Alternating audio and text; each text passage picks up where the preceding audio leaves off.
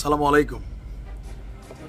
রাজনীতির মাঠ এবং আগামী দিনে কারা ক্ষমতায় যাবে এই বিষয়টাকে কেন্দ্র করে ছাত্র এবং বিএনপির মাঝে সম্পর্কের ফাটল এটা বড় আকার ধারণ করেছে। ইভেন এই যে জুলাই আগস্টে হাজার হাজার মানুষ মারা গেছে, আহত হয়েছে, হাসপাতালে কাতরাচ্ছে, এর মাঝখানে যারা এই আন্দোলনের খুব মূল ভূমিকা ছিল, কিছু নেতা বা যারা সমন্বয়ক অথবা এখন যারা উপদেষ্টা আছেন, তারা আসলে টোটাল জিনিসটার যেই ফলটা এটা খাচ্ছে।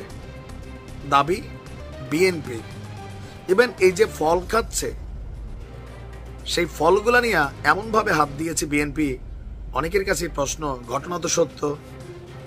ডিবি হারুনের অফিসে ছাত্রদের একটা ছবি ভাইরাল হয়েছিল, এক একজনের পোশাক, জুতা, প্যান্টের নমুনা, আর এখন তাদের যে নামি দামি ব্র্যান্ডেড গাড়ি, হেলিকপ্টার, তারপর হচ্ছে বিভিন্ন মসজিদ মাহফিলে 10 লাখ টাকা অনুদান দিয়ে দেওয়া, এগুলো আসলে কই থেকে আসে? ইভেন এই যে যেখানে তাদের অফিসটা খুবই একটা কি বলা যায় দামি ভবন, রূপায়ণ টাওয়ার, এটাতে অনেক টাকা নাকি ভাড়া আসে, সেইখানে তাদের অফিস।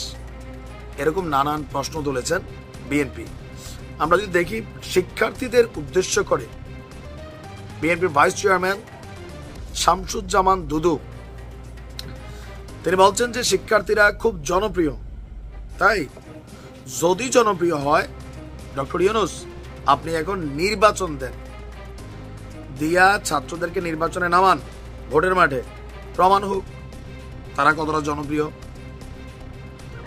তারপর তিনি বলছেন আমরাও ছাত্র ছিলাম, আমরাও অনেক অভ্যুত্থানে আন্দোলন করেছি, কিন্তু মাত্র 6 মাস যেতে না যেতেই সদ্য রাজনীতিতে আসা শিক্ষার্থীদের রাজধানীর রূপায়ণ টাওয়ারে অফিস, ফ্লোর, কোটি টাকার দামি গাড়ি, বাড়ি, হেলিকপ্টার ব্যবহার, আসলে এই সকল কিছু কিভাবে ম্যানেজ হচ্ছে এটা নিয়ে বিএনপির এরকম নানান প্রশ্ন নিয়ে ছাত্ররা এর আগে একবার জবাব দিছিল। জবাবটা এমন ছিল যে অনেকে তাদেরকে সহযোগিতা করে, সাপোর্ট করে, তো কেন করে? কেন আমার একটা লোক 50 লাখ টাকা দিয়ে দিল, আমি কেন নিব? তাদের বক্তব্য, কেন নিব না ভাই, আমাদের রাজনৈতিক দল আছে, পাবলিক আমাদেরকে সাপোর্ট করছে, তারা চায় ছাত্র জনতার একটা রাজনৈতিক দল আসুক, তো যারা জিতছে তারাই তো জনতা, আপনারা নিতে পারেন দলের নামে বিভিন্ন টাকা পয়সা, আমরা নিলে সমস্যা কি? এরকম কিন্তু বাক বিতণ্ডা ছিল। তো প্রধান উপদেষ্টাকে দুদু সাহেব বলছেন যে আপনি তো নিরপেক্ষ না। ডক্টর ইউনূস কি আসলে নিরপেক্ষ? আসলে কিন্তু না, তিনি নিরপেক্ষ না। ছাত্রদের রাজনৈতিক দলটা তিনি কিন্তু লঞ্চ করাচ্ছেন, এটা কোনো ভুল নাই, এটা ওনার বক্তব্য, আমাদের না। আবার অন্যান্য রাজনৈতিক দলগুলোর ব্যাপারে তার যে দৃষ্টিভঙ্গি, সেটাকেও তারা মনে করছে নিরপেক্ষ না, যে এই দলটা আপনার চাহিদা ছিল, আপনি নির্বাচনকে পেঁচাচ্ছেন এই দলটাকে গোছানোর জন্য, ক্ষমতায় থেকে এরা দল গোছাচ্ছে, দলের প্রধান হয়ে যাচ্ছে। ভাই এরকম দৃশ্য তো আমরা বাংলাদেশে দেখি নাই, এটা বিএনপির বক্তব্য। তো বলছে যে 2 নাম্বারই কোনো কিছু নোবেল জয়ীদের চরিত্রে কিন্তু নাই, তিনি তা করলে তার যে সুনাম আছে তা নষ্ট হবে। ইভেন তিনি যে শিক্ষার্থীদের পক্ষ নিয়েছেন, বিএনপি কিন্তু তার এখনো পদত্যাগের দাবি তোলে নাই, যদি তোলে অনেক কিছু নাকি ঘটে যাবে।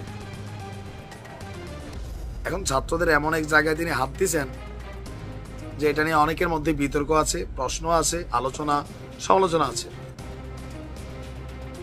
ছাত্রদের অনেকেই বলেন কমেন্টে যে আপনারা যে গাড়ি বাড়ি লইয়া ঘুরেন, কয় টাকা বেতন পান? একবার এমপি হইলে 7 গোষ্ঠী 14 গোষ্ঠী খাইতে পারে, দেশে বিদেশে পয়সা কই থেকে আসে এগুলা? আপনারাও তো ভাই লুটপাটকারী, তো তারাও লুটপাট করে আর কি, নয়তো তারটা তো প্রমাণ হয় নাই। তারা চ্যালেঞ্জ দেয় সরকারকে, বের করেন আমার দুর্নীতি। মানে রাজনীতি তো রাজনীতি, এখানে কথা দ্বারা এক পক্ষ আরেক পক্ষকে সাইজ করবে।